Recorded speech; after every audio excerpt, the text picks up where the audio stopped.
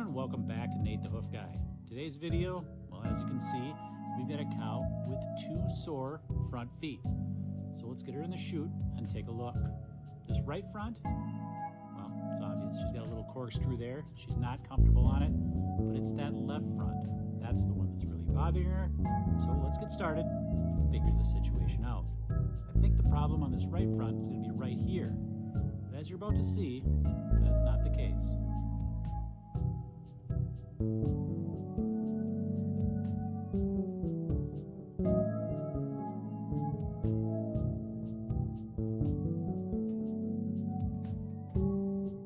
So with the first few swipes of the knife, you don't really see anything wrong here. But just a couple more, and it becomes quite obvious.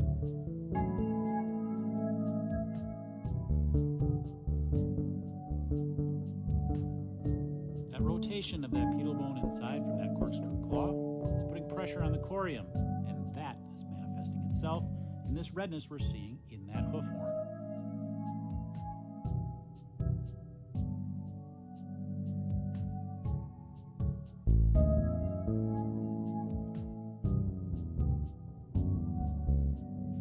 Now you'll notice when I'm trimming corkscrew claws that I'm not taking any hoof off from that outside wall.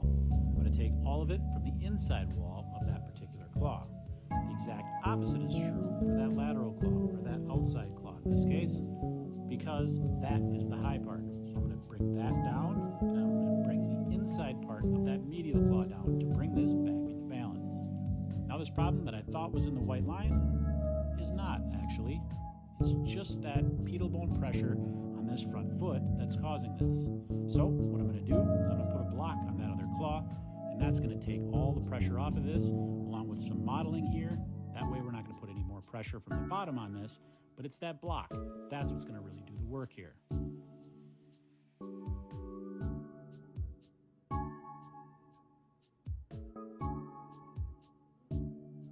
this foot can go down.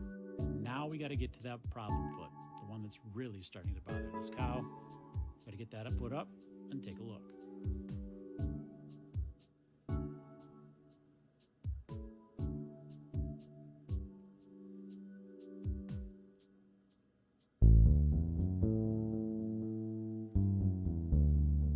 Now once again, much like that other front foot, within a few swipes, we can start to see that redness in this claw.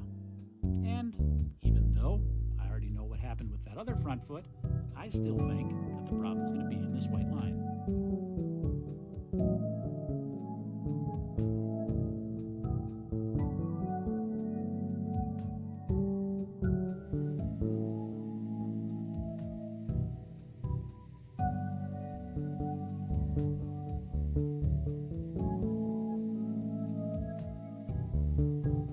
Just like that other front foot, I'm not going to take anything off of this outside wall of that medial claw, but I am going to take some off that outside wall side of the lateral claw to bring this foot back into balance.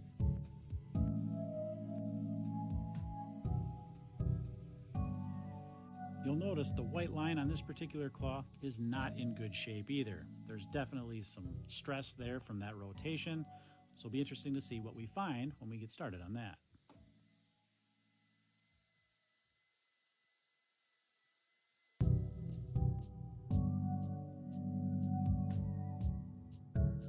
So as we zoom into that white line section, you can see it looks pretty good. There's no visible cracks there as of right now, so we're going to start trimming this down and see what we find. Now if you followed my channel for a while, you've heard me talk about how a lot of the problems that we see manifested on the outside of the hoof actually start on the inside, and this one is no different. Pay attention to where I'm cutting right now. At first, you don't really see much, but with just a few more swipes, you're going to see that become much more pronounced in that particular area.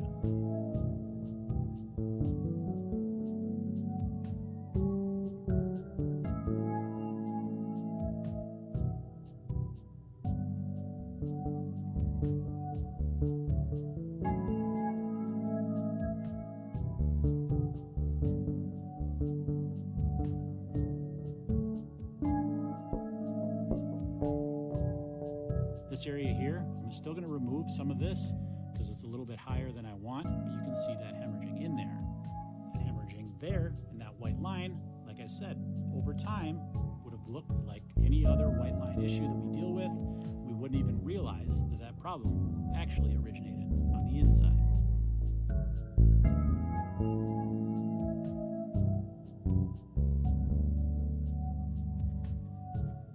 So I am going to spray this down, and I am going to wrap this as well. Even though it isn't abscessed yet, even though this is just poor quality horn, I don't want an easy access point for any infection to happen.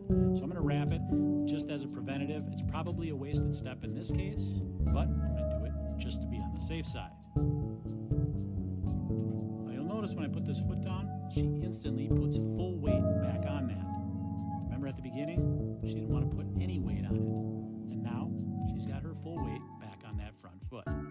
And as I let her go, you can see she's walking much more comfortably already. At the beginning, she didn't want to walk hardly at all. We got her into that pen, and she immediately started eating. And a little while later, she's laying down, resting, chewing her cud, the sign that she's a comfortable cow. As always, guys, thanks for watching, and we will see you all on the next one.